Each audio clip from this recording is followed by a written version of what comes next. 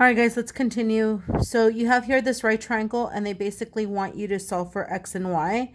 So remember, you have the small, a medium, and a large triangle. But if you look at the picture, x has to do with a leg, and remember, that's the geometric mean. So you want to put your x here, okay? And then you want to do the hypotenuse, and then the hypotenuse would be the sum of these two values. So that'll be 28. And then it's the side of the hypotenuse adjacent to the leg. So it's the one right next to it. So that's just 9. So it's that. All right. And then you just want to cross multiply and solve for x. So if you multiply 28 times 9, you end up with 252. So you get x squared equals 252. Okay. And then you want to find the square root of 252. Okay. And that just happens to not be a perfect square. So what I would do is I would start factoring that out. And I'm going to show you how to factor. Some of you are having trouble with factoring. So I'm going to look for two factors. And I'm just going to use actually 28 and 9. So 28 and 9. Neither are prime, so I'm going to keep factoring. So 9 is 3 and 3. And then that's a pair, and they're both prime, so I could stop. 28, I'm going to go with 7 and 4. 7 is a prime, so I'm going to stop factoring 4. I'm sorry, 7. But 4 I can still factor to 2 and 2. Okay, so remember the way you want to do is you want to look for pairs. So here I have a pair of 3, so I can put it outside of the radical. Here is a pair of 2s, so I can put that outside the radical. Okay, and 7 is the only number that is not, doesn't have a pair, and it is prime, so that stays inside the radical. So since I took out 1, 3, and 1, 2, that'll be 6 radical 7, okay? And that's your final answer. Okay, now you want to do the same thing for y. So let's look at y. And let me move this a little bit that way.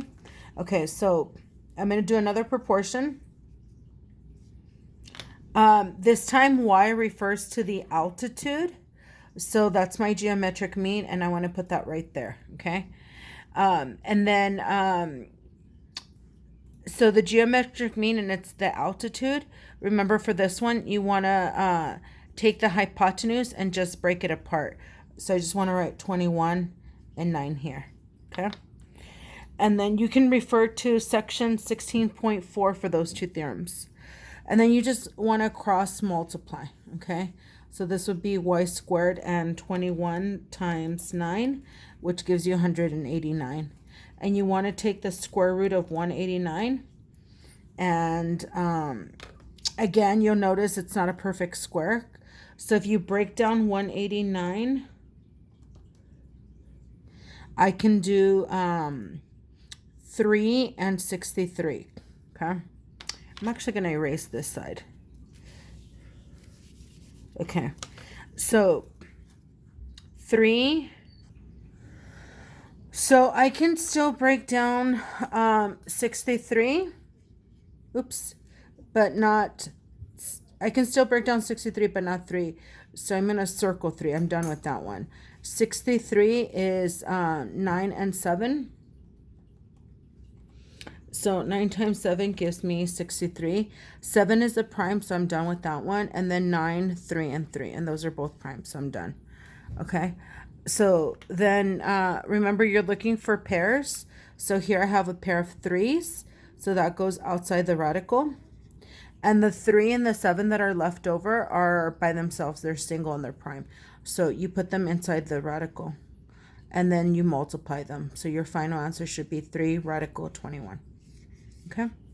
All right, 18 and 19 are just like that. So try one. Try one or both, okay? Let's move on to the next one. All right, guys, the next one I'm doing with you is number 20. This is the picture.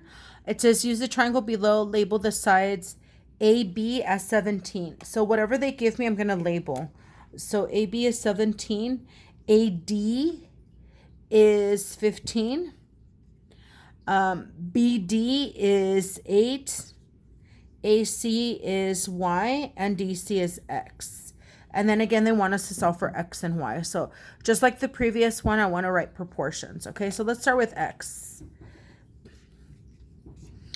X happens to be the side of the hypotenuse, so just a portion of the hypotenuse.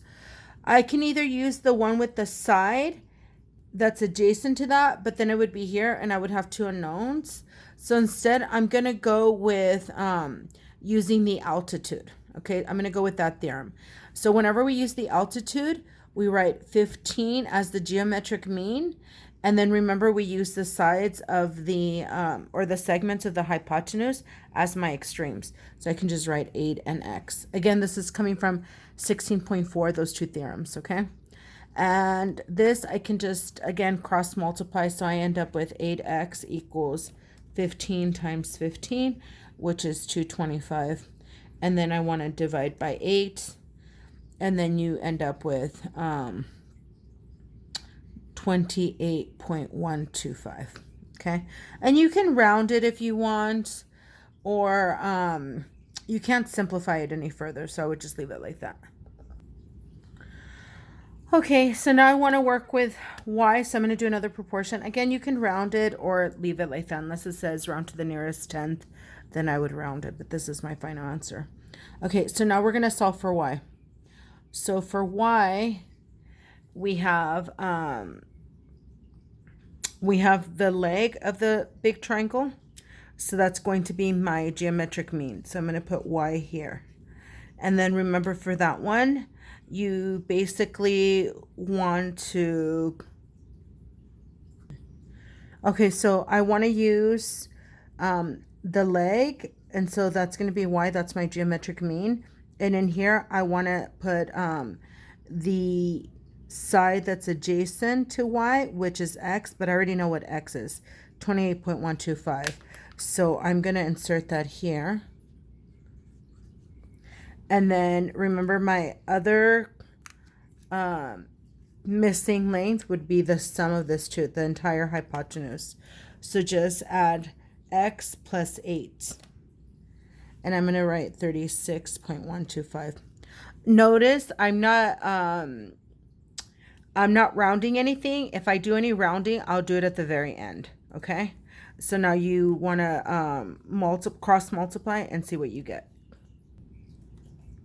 Okay, so when I cross multiply, I get y squared, and then I multiply these and I get this really big number.